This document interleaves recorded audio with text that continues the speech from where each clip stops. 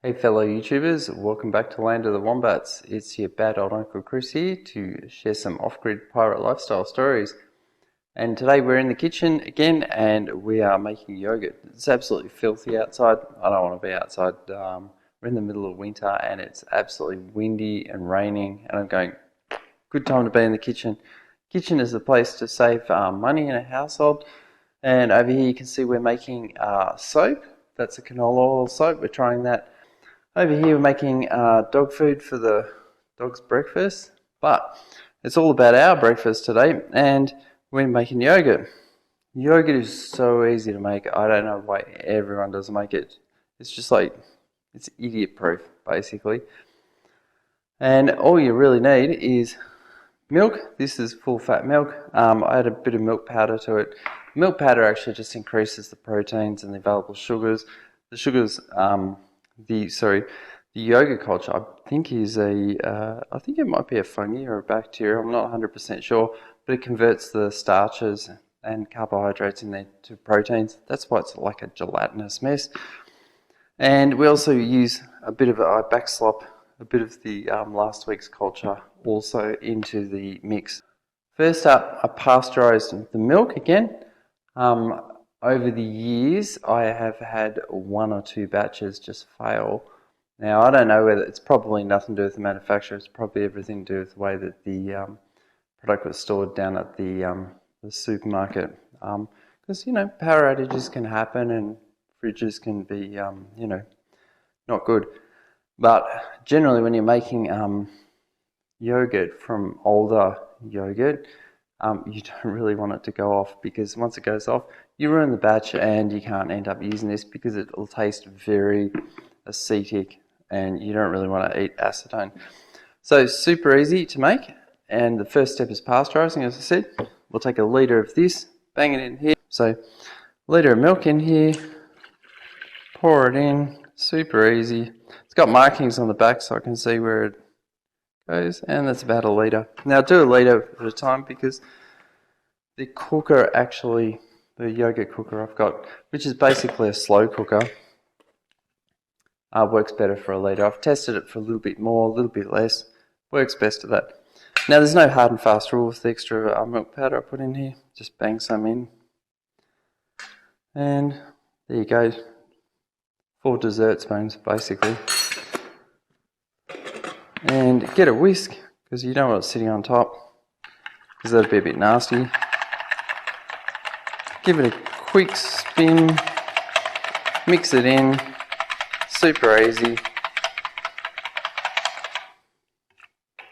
And there's no milk powder visible in it, just chuck that in the sink to wash. Okay, so we're ready to repasteurize the milk. And these are nifty little containers. Comes with a lid and a handle. How good's this? So that sits on top of that, and that just screws down over the lid. You can lift it up. Easy. That way you can lift it out of the slow cooker. So basically, chuck it in here and switch that on. Take it down to 1 hour. That's 65 degrees, which is pretty hot. That's Celsius too, by the way. And that will repasteurize milk. Once it's finished doing the cooking for the hour, we'll let it cool down to room temperature, and then I'll add the yogurt culture in, backslop that in, recook it for another 8 hours at 42 degrees, which is about 108 Fahrenheit. And yeah, that'll be it. And then it'll, once it's done, chuck it in the fridge for a couple of hours and it'll congeal and it'll be done. But we'll get to that step in a second. You can see what it looks like. Cool. An hour later, the milk is cooked at 65 degrees Celsius or 150 Fahrenheit, and it's ready to go. It's cooled down now, so you can feel that it's cool to touch. Unscrew the lid, super easy. And I always add a touch of inoculum, and I get this stuff. It's Mad Millie yogurt culture, and 5 of these sachets will last me about half a year. So, and you add the inoculum because it actually just gives the culture a bit of a boost. And I don't really add much. And there's 5 sachets in there. I reckon add the whole lot, but I add a tiny amount. So that much. It's not much at all. You can see that. So we chuck that in. Bam. It's really that simple. You just throw it in.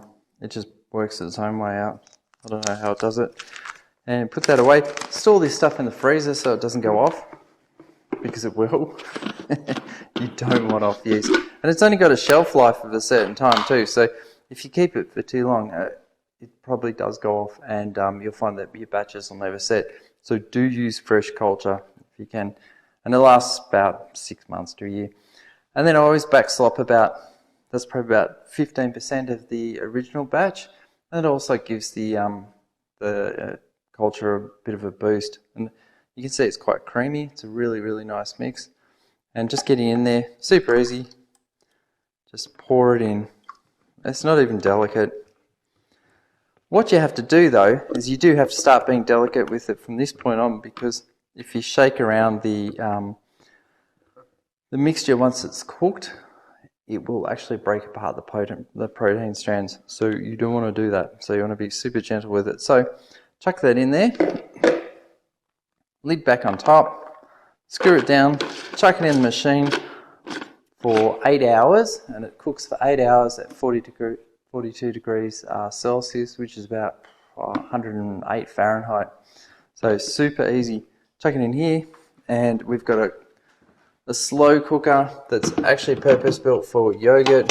I like it. It works really well, and it's got a setting for yogurt. And go 8 hours, 42 degrees, done. And it just worries about itself. Super easy. 8 hours later, the yogurt is finally cooked, and we'll just take it out of the cooker. And it's been sitting in there, remember, at 42 degrees or 108 Fahrenheit. Look at that, it's done. It's got a bit of whey in there. Obviously, when you're making yogurt, the curds and whey separate a little bit. But that will sit in the fridge overnight, and by tomorrow it'll be a solid mass. So super easy to make, and if you're not making it, I don't know, don't look at me. Get into it. And thanks for watching. I'll see you all next week. See ya.